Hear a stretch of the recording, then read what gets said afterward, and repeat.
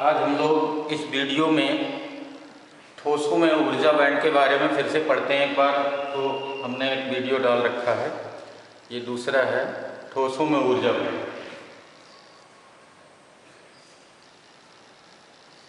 ठोसों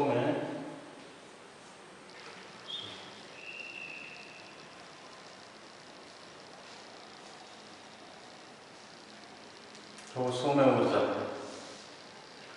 तो ठोसों में ऊर्जा बैंड समझने के लिए हम लोग जानते हैं कि जो एकल परमाणु होते हैं, जो आइसोलेटेड परमाणु होते हैं, उनके ऊर्जा स्तर विविक्त होते हैं अर्थात सुनिश्चित होते हैं, जिनमें उनकी ऊर्जाएं निश्चित होती हैं। परंतु जब वे किसी ठोस क्रिस्टल का या ठोस का निर्माण करते हैं तो परमाणु बहुत निकट आ जाते हैं। इसलिए जो उनके आउटर मोस्ट ऑर्बिट के जो इलेक्ट्रॉन होते हैं उनकी ऊर्जा अवस्थाएं चेंज हो जाती हैं, बदल जाती हैं। तो हम लोग केवल आउटर मोस्ट ऑर्बिट के इलेक्ट्रॉनों की बात समझेंगे। आउटर मोस्ट ऑर्बिट के इलेक्ट्रॉनों से ही ऊर्जा बैंड बनते हैं। तो हम लोग जानते हैं कि किसी परमाणु में जो इलेक्ट्रॉनों की जो अवस्था है उसको व्यक्त करने के लिए क्वांटम संख्याओं का प्रयोग किया जाता है। 4 क्वांटम संख्याएं होती हैं। मुख्य क्वांटम संख्या जिसको n से लिखते हैं, जो एनर्जी लेवल को बताती है इलेक्ट्रॉन के, और एक होता है एजिमुथल क्वांटम संख्या, क्वांटम नंबर, जो उसके कोणीय संवेग को बताती है। एक होती है मैग्नेटिक क्वांटम नंबर, जो चुंबकीय आघूर्ण को व्यक्त करती है। एक होती है स्पिन क्वांटम नंबर, जो चक्रण को बताती है।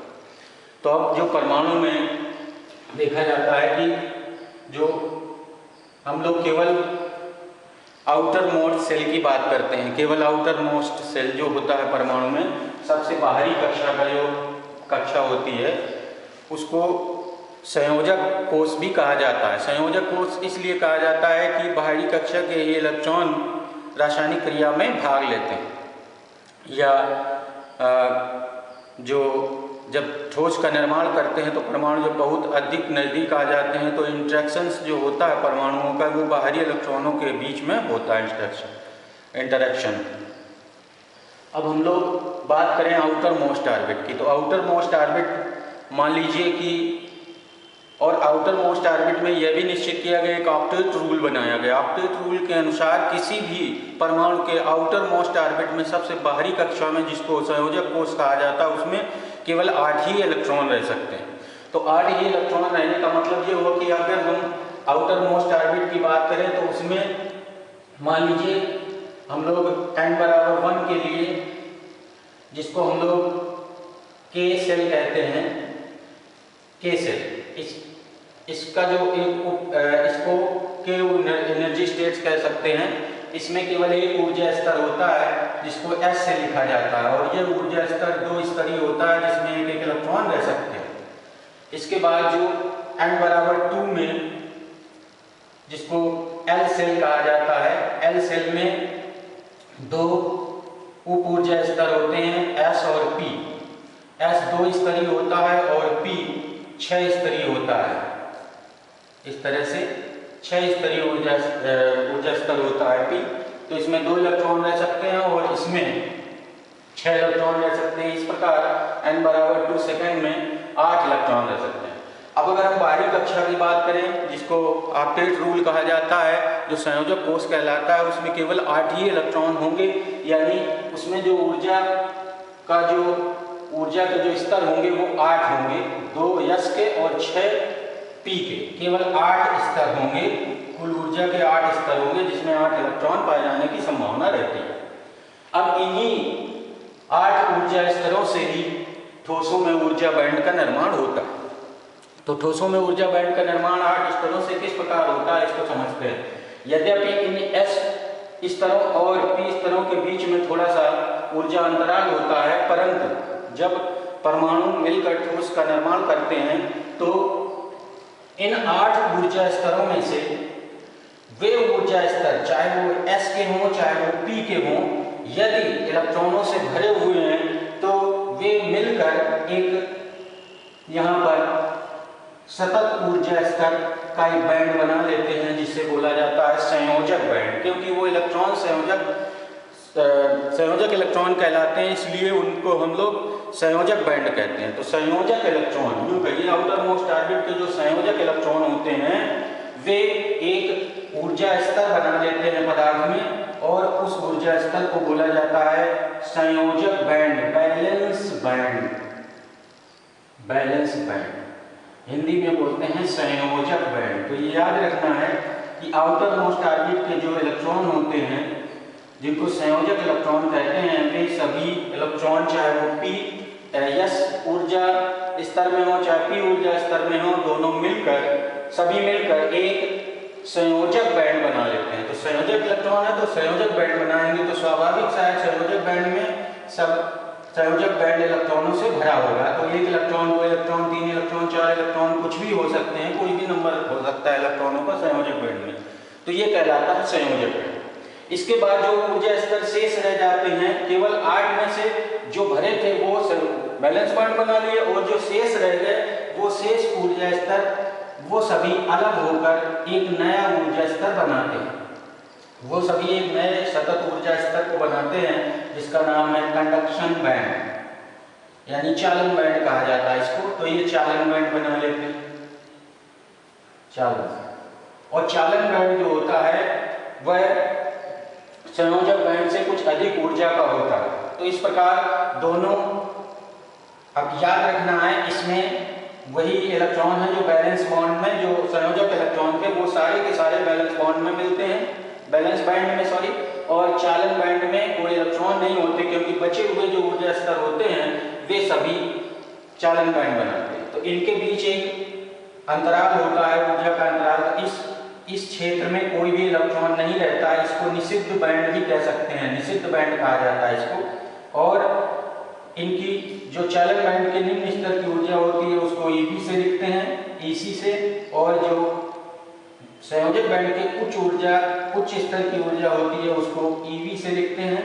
और इन दोनों ऊर्जा स्तरों के अंतर को ऊर्जा अंतराल कहा जाता है। निश्चित ऊर्जा अंतराल कह लीजिए, केवल ऊर्जा अंतराल कीजिए, और ईजी से लिखा जाता है। तो इस प्रकार ये है ठोसों में ऊर्जा बैंड। अब यहाँ और समझने वाली बात है कि जो संयोजक बैंड में इलेक्ट्रॉन होते हैं वे वैद्युत सहसंयोजक बंध बनाते हैं या सहसंयोजक बंध बनाते हैं, इसलिए मुक्त नहीं होते और वैद्युत चालन में सहयोग नहीं करते। परंतु जब उच्च ताप बढ़ने पर तो ये इलेक्ट्रॉन ऊर्जा Eg के बराबर ऊर्जा का जब अर्जन कर लेते हैं तो ये बैलेंस बॉन्ड से यानी संयोजक बैंड से निकलकर कंडक्शन बैंड में आ जाते हैं, और कंडक्शन बैंड पर आने पर ये वैद्युत चालन में सहयोग करते हैं, यानी वैद्युत चालन करते हैं, आवेश वाहक बन जाते हैं। अब ये देखा गया, ये याद रखना है कि बैलेंस बैंड का कोई इलेक्ट्रॉन जब अपने स्थान को छोड़ता है, तो जब स्थान को अपने छोड़ता है तो अपने पीछे एक रिक्त स्थान छोड़ जाता है, यानी अपने एक यूँ कहिए कि वह रिक्त स्थान धनावेशित माना जाता है। ये देखा गया कि जब कोई इलेक्ट्रॉन बैलेंस बैंड को छोड़ता है और कंडक्शन बैंड में आता है तो यहाँ पर एक रिक्त स्थान उत्पन्न हो जाता है इस जगह पर। अगर हम फिर से बनाना चाहें तो इस तरह से बना सकते हैं। यहाँ पर मान लीजिए बैलेंस बैंड छोड़ रहा है, एक इलेक्ट्रॉन छोड़कर, और ये कंडक्शन बैंड में आ गया यहाँ पर, तो ये कंडक्शन बैंड हो गया और ये हो गया बैलेंस बैंड।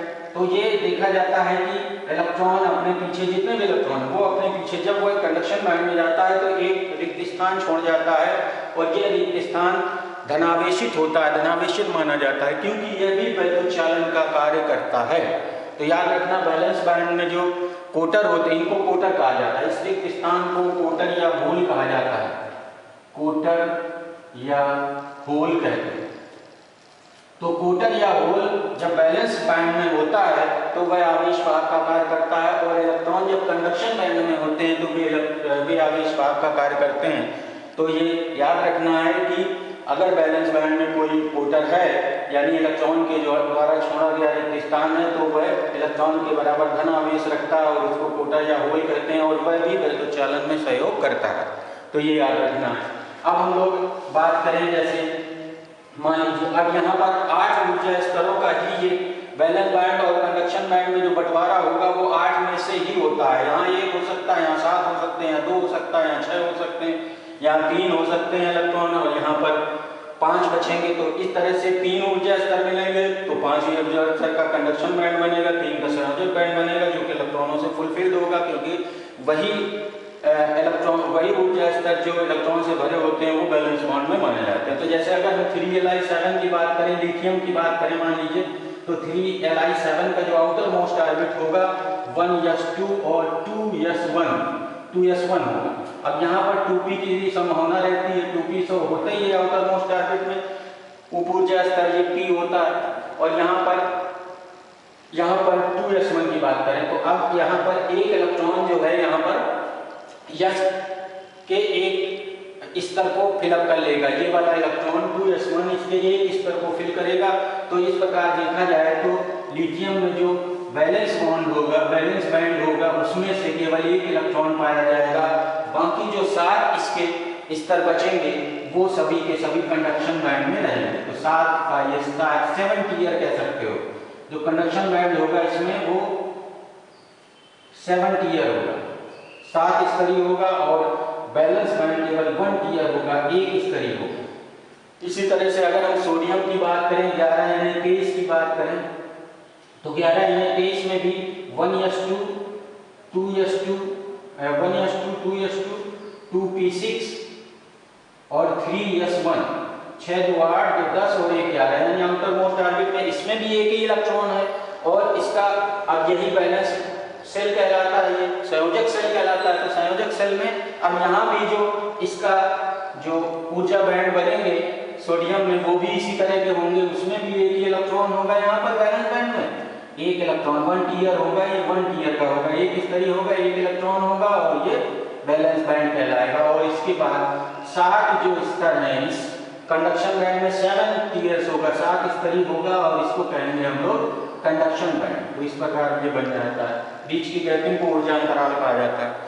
तो ये हुआ लिथियम और सोडियम की बात। अब इसी तरह से और हम लोग जर्मेनियम, क्योंकि हम लोग अर्धचालक के बारे में पढ़ेंगे, तो अर्धचालक वे पदार्थ होते हैं जिनके आउटर मोस्ट ऑर्बिट में 4 इलेक्ट्रॉन होते हैं, यानी नई पीरियोडिक टेबल के अनुसार जो 14th ग्रुप के जो एलिमेंट होते हैं, 14 ग्रुप के एलिमेंट जैसे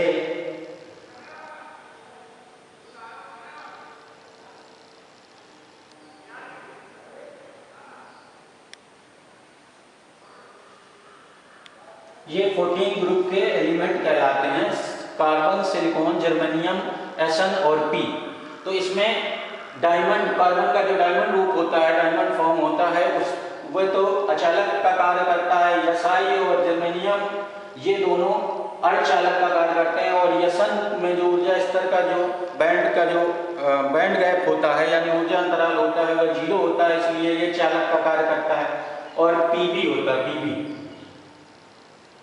पीबी कहते हैं। तो ये है, तो इसमें हम लोग अब जर्मेनियम और सिलिकॉन के बारे में समझते हैं। तो जर्मेनियम और सिलिकॉन में इसका परमाणु क्रमांक 14 होता है Z, और इसका परमाणु क्रमांक 32 होता है Z।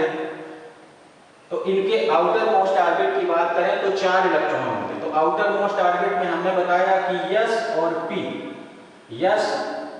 P 2 होंगे, तो 2 स्तरीय होता है और 6 स्तरीय होता है।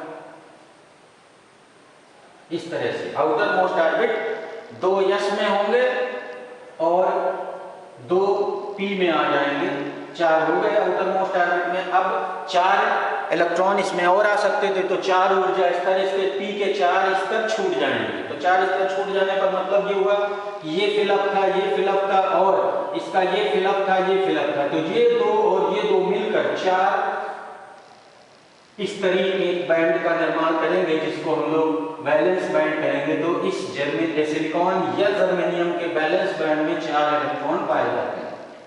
इस तरह से ये 4 इलेक्ट्रॉन होते हैं। अब जो इसका जो कंडक्शन बैंड बनता है, कंडक्शन बैंड में अब कुल मिला के बचे कितने? 4। तो ये 4 स्तरीय 4 टियर ये भी हो गया, 4 टियर तो ये कहलाता है कंडक्शन बैंड।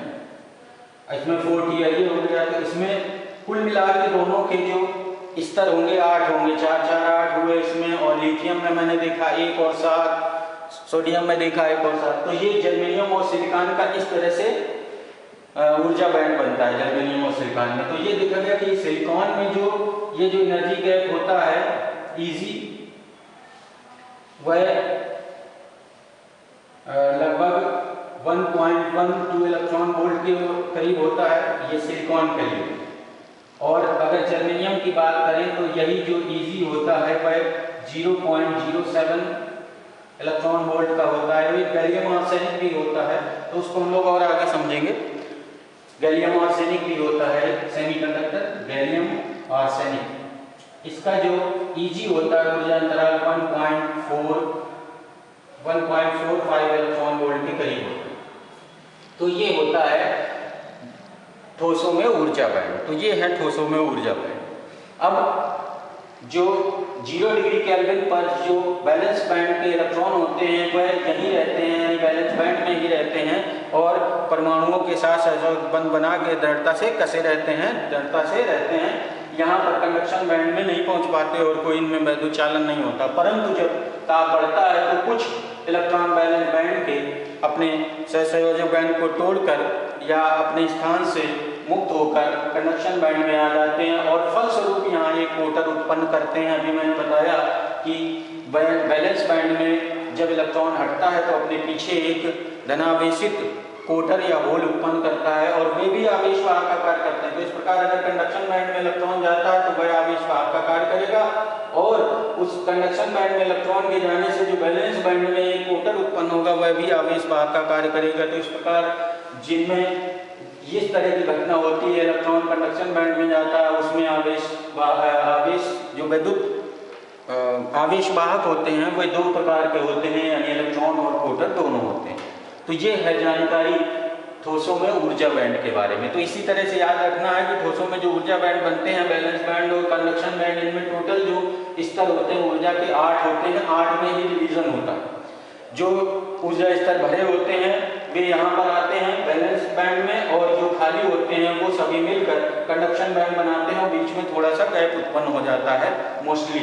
तो इन्हीं गैपों के आधार पर फिर चालक, अचालक और अर्धचालकों की व्याख्या की गई। तो अर्धचालकों में क्या होता है, इनके बीच बैलेंस बैंड और कंडक्शन बैंड के बीच कोई गैप नहीं होता, Eg बराबर 0 होता है। तो इस प्रकार बैलेंस बैंड के इलेक्ट्रॉन साधारण ताप पर ही कंडक्शन बैंड में पाए जाते हैं और आसानी से वैद्युत चालन होता है, तो वो चालक कहलाते हैं।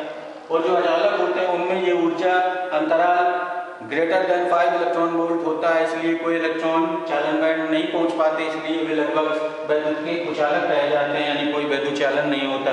लेकिन जर्मेनियम और सिलिकॉन जो अर्धचालक होते हैं उनमें जो ऊर्जा अंतराल होता है बैलेंस बैंड और कंडक्शन बैंड का वो लेस देन 3 eV होता है और उनमें सामान्य ताप पर कमरे के ताप पर इलेक्ट्रॉन उस Eg यानी लेस देन 3 इलेक्ट्रॉन वोल्ट की ऊर्जा ग्रहण करके कंडक्शन बैंड में आ जाते हैं और इस प्रकार वैद्युत चालन का कार्य करते हैं। और उनके पीछे छोड़ा गया जो कोटर होता है धनावेशित, वह भी आवेश वाहक का कार्य करता है। तो ये हुआ आपका ठोसों में ऊर्जा बैंड।